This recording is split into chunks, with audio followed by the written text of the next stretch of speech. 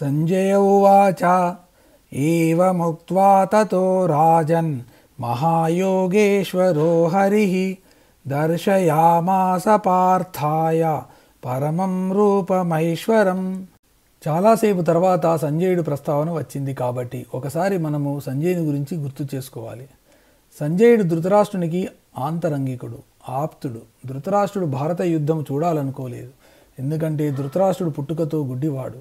వ్యాసుడు అతనికి దృష్టి ప్రసాదించిన ఆయన అందరినీ చూచినా ఎవరు తన కుమారులలో ఎవరు పాండు కుమారులో ఎవరు కర్ణుడు ఎవరు ఇతర రాజుల్లో గుర్తుపట్టలేడు.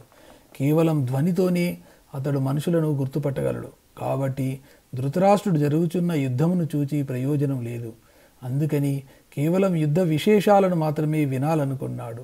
ఆయన కోరికను తీర్చాడు వ్యాసుడు. కాబట్టి సంజయునికి దివ్య దృష్టి, ఇతరుల మనసులలోని ఆలోచనలు కూడా తెలుసుకునే శక్తి ఇచ్చాడు. దానితో సంజయుడు మొదటి 10 రోజులు అంటే భీష్ముడు అంపశ్య మీద పడిపోయే వరకు భారత యుద్ధము చూచి ధృతరాష్ట్రుని వద్దకు వచ్చి ఆ యుద్ధ విశేషాలను ధృతరాష్ట్రునికి చెబుతున్నాడు. అందులో భాగమే ఈ భగవద్గీత. అర్జునుడు తన దివ్య నేత్రంతో అంటే మనోనేత్రంతో ఏమేమి చూచాడో ధృతరాష్ట్రునికి చెబుతున్నాడు సంజయుడు. ధృతరాష్ట్ర మహారాజుతో సంజయుడు ఇలా అంటున్నాడు. ఓ ధృతరాష్ట్ర మహారాజా, మహాయోగీశ్వరేశ్వరుడు అయిన శ్రీకృష్ణుడు ఈ అనంత విశ్వము యొక్క రూపములను స్వభావములను అర్జునుడి మనోనేత్రానికి చూపించాడు. ఇక్కడ మహాయోగేశ్వరేశ్వరుడు అని వాడాడు. కృష్ణుడు మహాయోగి, యోగులను అష్టసిద్ధులు పొందినవారు. ఆ యోగులలో కల్లా గొప్ప యోగి కృష్ణుడు.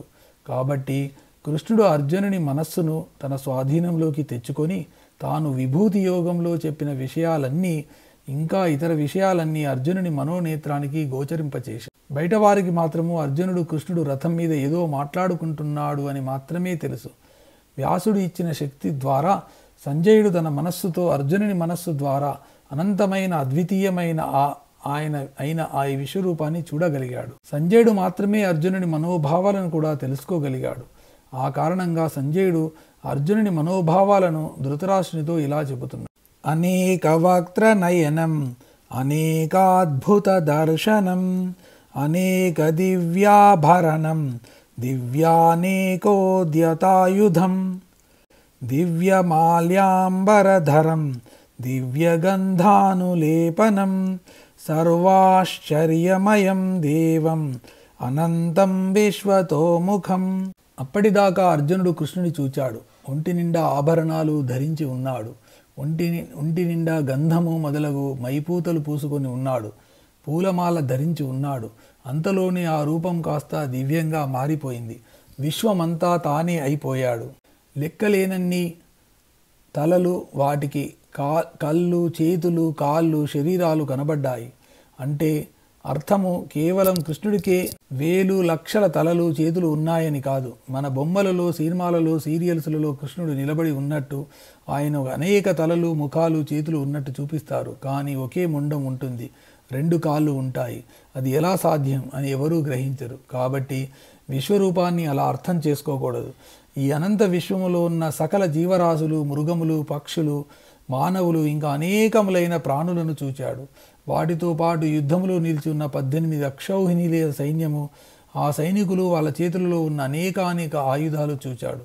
అంటే అందరూ పరమాత్మ స్వరూపంగా కనబడుతున్నారు. అందరిలో పరమాత్మ ఉన్నాడు. ఆ పరమాత్మలో అందరూ ఉన్నారు అనే భావన కలిగింది అర్జునుడికి. అది ఒక అద్భుతము. అంటే ఇదివరకు ఎన్నడూ భావించనిది. అప్పటిదాకా అర్జునుడు అందరినీ వేరువేరుగా భావిస్తున్నాడు. ఈయన నా తాత, ఈయన నా గురువు, వారు నా బంధువులు, వీరు నా స్నేహితులు, అవి ఏనుగులు, గుర్రములు, వివిధ మృగజాతులు అనే భావనతో ఉన్నాడు. ఇప్పుడు ఆ భావన పోయి అంతా పరమాత్మమయం అనే భావన కలిగింది అర్జునుడికి. అదే భావన సంజయుడికి కలిగింది. ఇంకా దివ్యమైన ఆభరణములు ధరించి ఉండటం చూచాడు. అంటే ఒకే వ్యక్తి అన్ని ఆభరణములు ధరించాడని కాదు. ఈ లౌకిక ప్రపంచంలో ఉన్నవారు ఎన్నో ఆభరణాలు ధరిస్తారు. ఆ ఆభరణ విభూతి కూడా నేనే అని అర్థము. యద్భావం తద్భవతి అని అంటాము కదా. అలాగే అప్పటిదాకా అర్జునుడు 18 అక్షౌహిణీల సైన్యం వాళ్ళ చేతులలో యుద్ధం చేయడానికి ఎత్తిన ఆయుధాలను చూచాడు. ఇప్పుడు కూడా అదే భావనతో తాను భావించిన వారి చేతులలో అనేక ఆయుధాలను చూస్తున్నాడు అర్జునుడు. క్షత్రియుడు. అలాగే ఇతరులు కూడా పూలమాలలు, బంగారు మాలలు, పట్టు వస్త్రములు, ఎవరి తాహతుకు తగ్గట్టు వస్త్రాధారణ చేసుకుంటారు. ఒళ్ళంతా చందనము మొదలగు మైపూతలు పూసుకుంటారు.